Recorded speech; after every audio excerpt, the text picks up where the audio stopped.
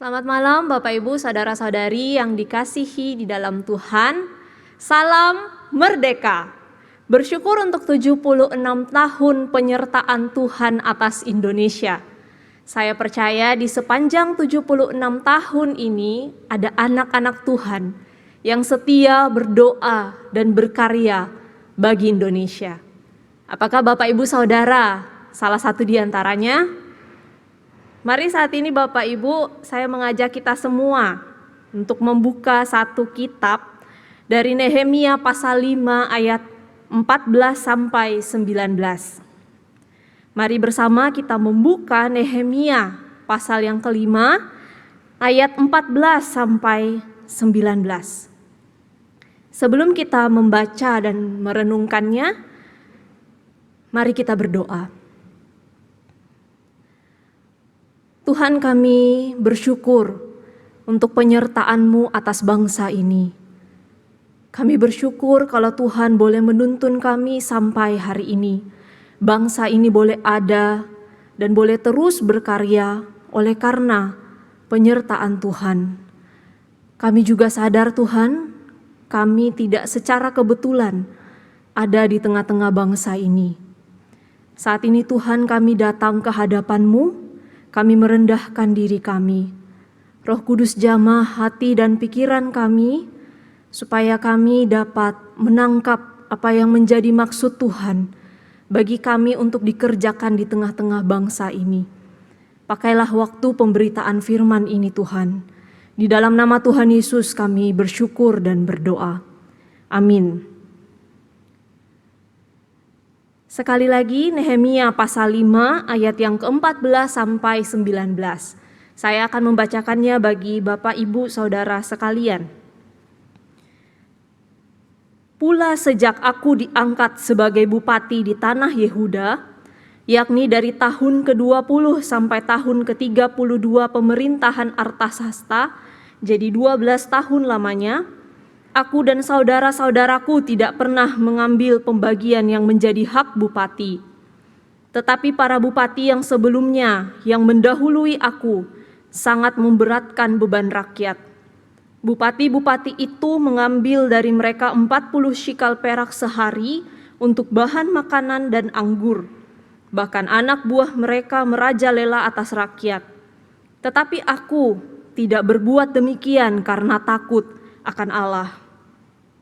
Aku pun memulai pekerjaan tembok itu, walaupun aku tidak memperoleh ladang, dan semua anak buahku dikumpulkan di sana khusus untuk pekerjaan itu.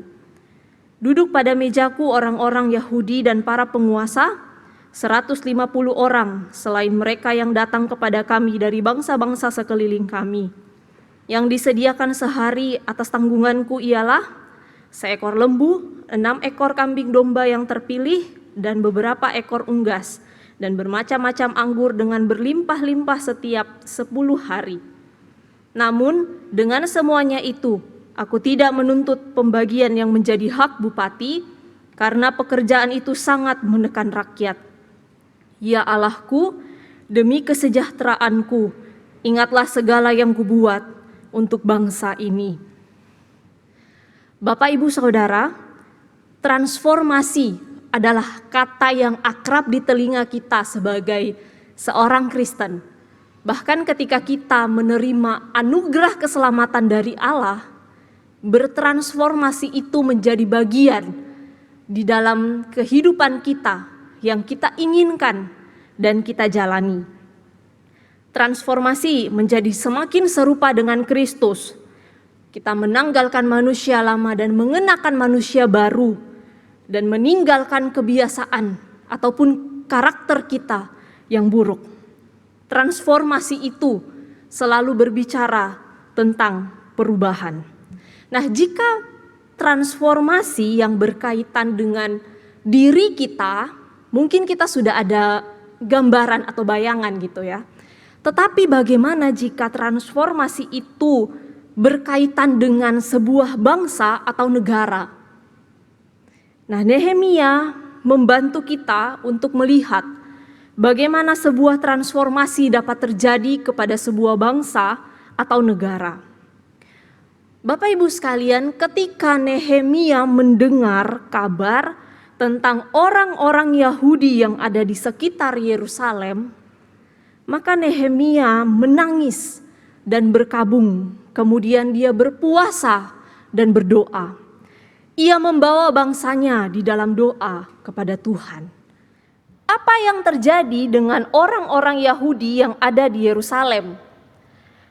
Pada saat itu mereka sedang ada dalam kesukaran yang besar dan keadaan tercela oleh karena tembok Yerusalem telah terbongkar dan pintu-pintu gerbang terbakar.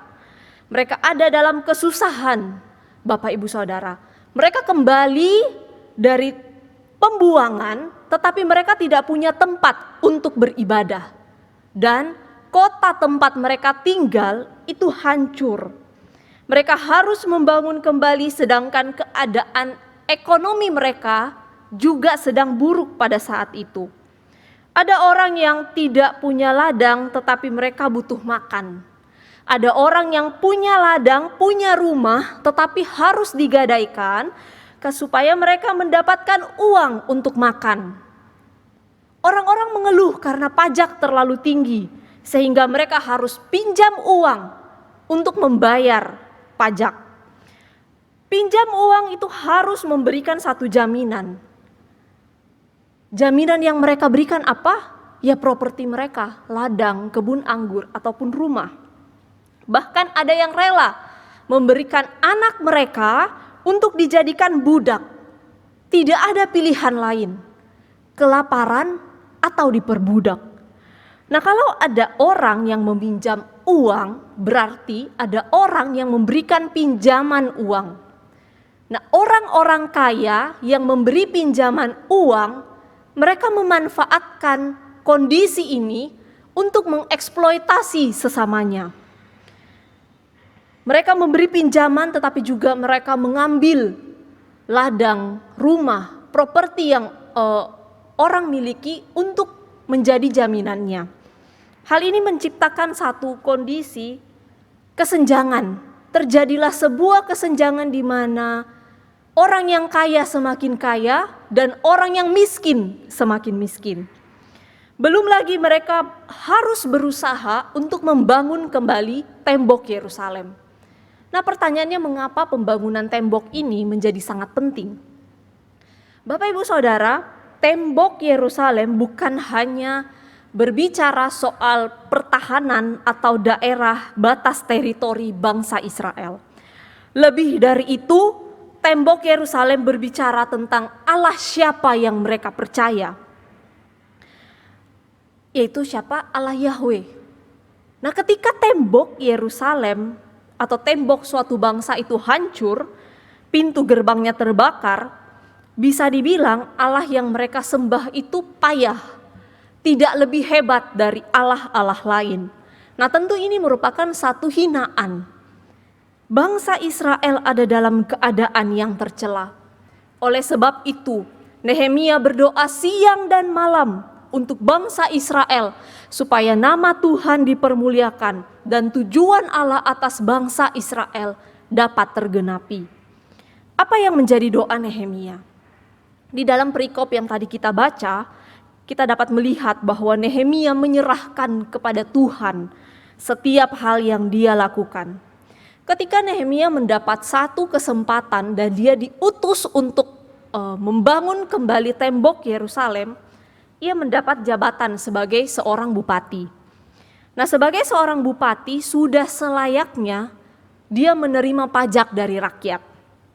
Bahkan bupati-bupati sebelum Nehemia gitu ya, mereka menetapkan pajak yang tinggi. Nah, tetapi ketika Nehemia menjadi bupati, dia tidak melakukan hal itu. Ia bukan hanya tidak menekan dan memeras rakyat dengan pembayaran pajak yang tinggi, tetapi ia juga sama sekali tidak memungut pajak dari rakyat. Ia tahu bahwa rakyat sedang susah. Sebagaimana yang kita tahu gitu ya, pajak dibayarkan kepada negara itu akan dipakai untuk membiayai biaya operasional dan setiap hal yang berkaitan dengan kegiatan kenegaraan. Nah, kalau pajak tidak dibayar, uangnya dari mana? Nehemia membiayai sendiri semua pengeluarannya.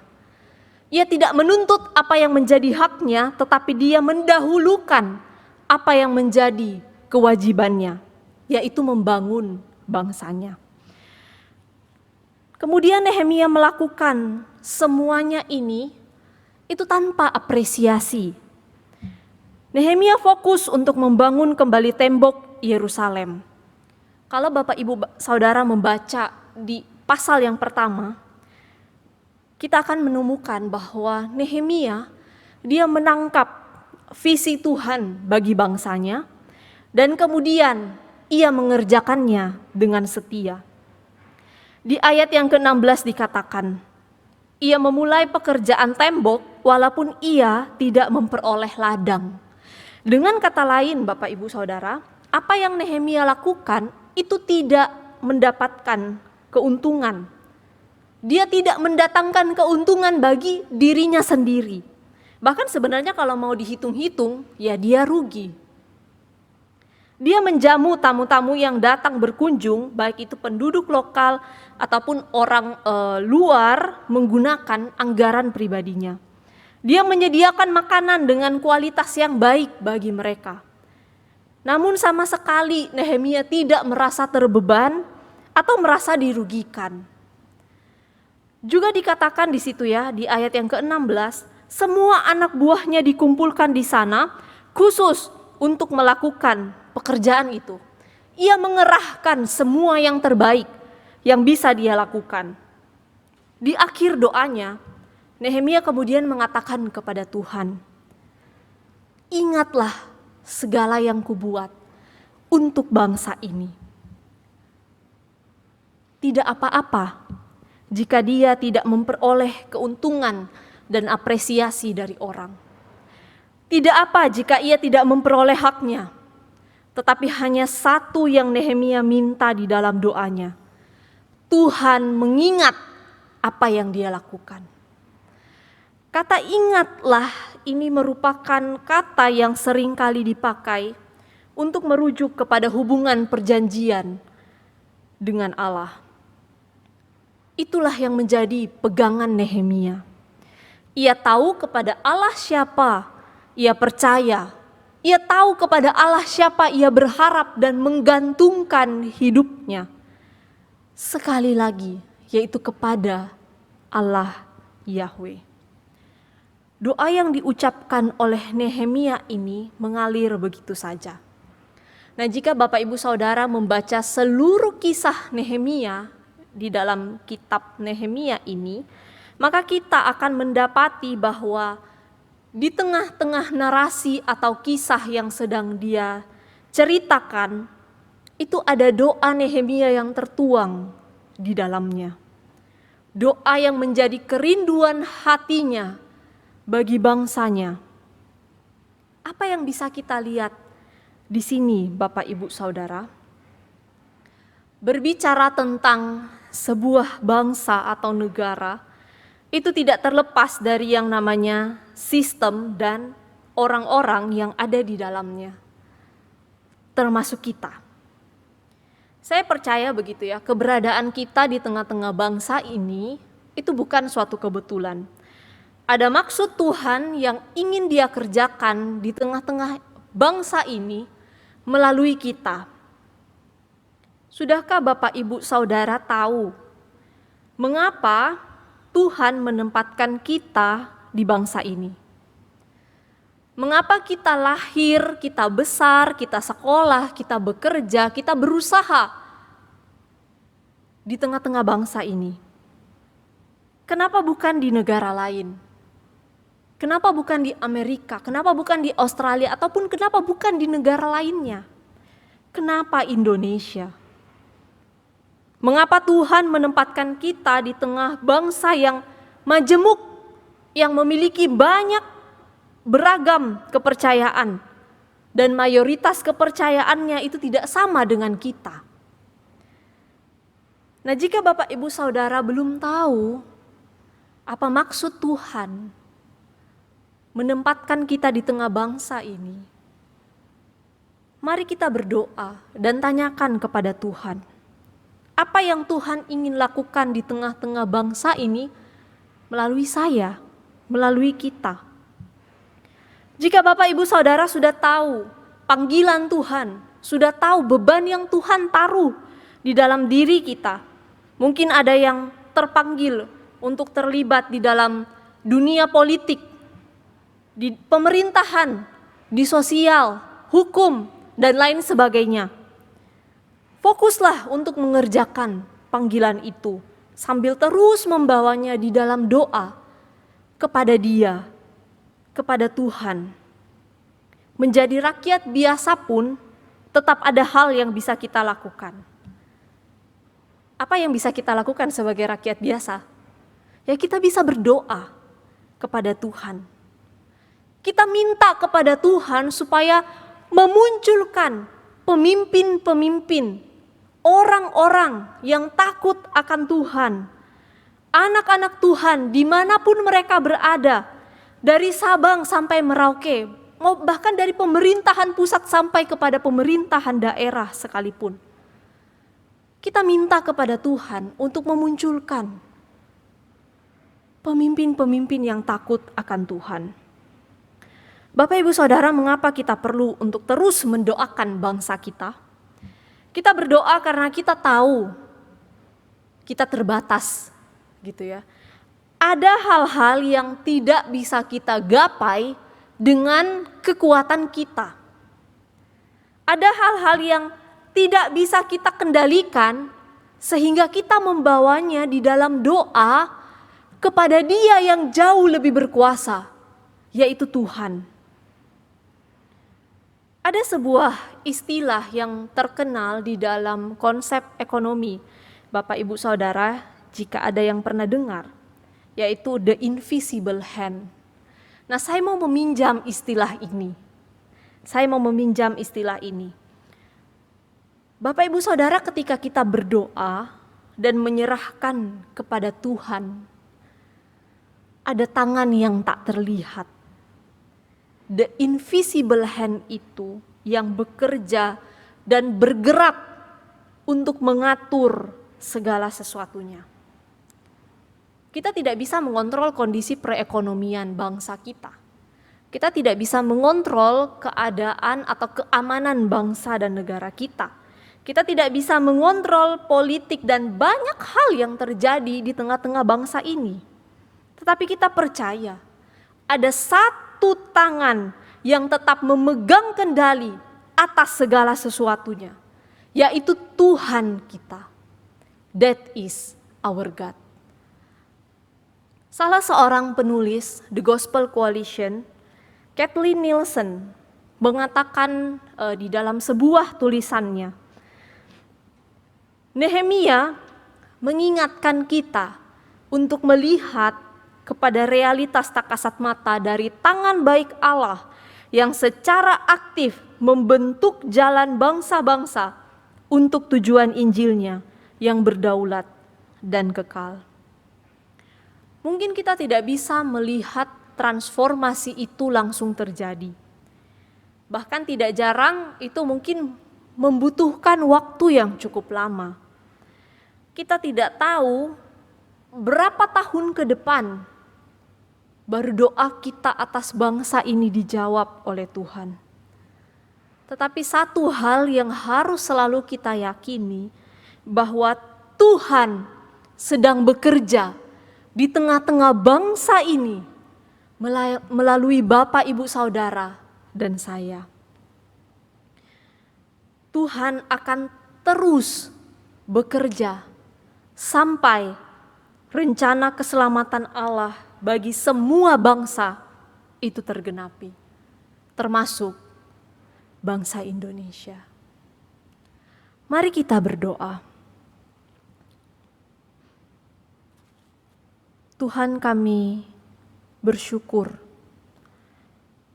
kalau Tuhan boleh menempatkan kami di tengah bangsa ini. Kami datang ke hadapan-Mu, Tuhan, memohon kepadamu. Tuhan, tunjukkan kepada kami Apa yang dapat kami lakukan bagi bangsa kami?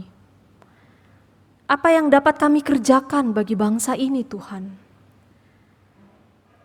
Kalau saat ini Tuhan juga boleh memakai anak-anak Tuhan untuk boleh bekerja di dalam berbagai bidang pekerjaan. Biarlah kiranya Tuhan juga yang terus menguatkan dan menopang setiap mereka. Berikan mereka kekuatan, hikmat untuk dapat setia melakukan pekerjaan itu. Dan juga Tuhan, kami mau berdoa, biarlah dimanapun kami berada, kemanapun kami pergi, apapun yang kami kerjakan, biarlah dengan talenta dan kemampuan daripada Tuhan, Tuhan boleh memakai kami menjadi terang bagi orang-orang yang ada di sekeliling kami.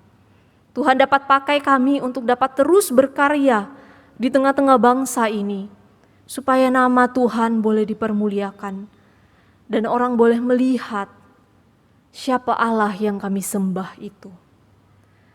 Inilah doa dan ucapan syukur kami, Tuhan, yang kami bawa hanya di dalam nama Tuhan Yesus kami berdoa. Amin.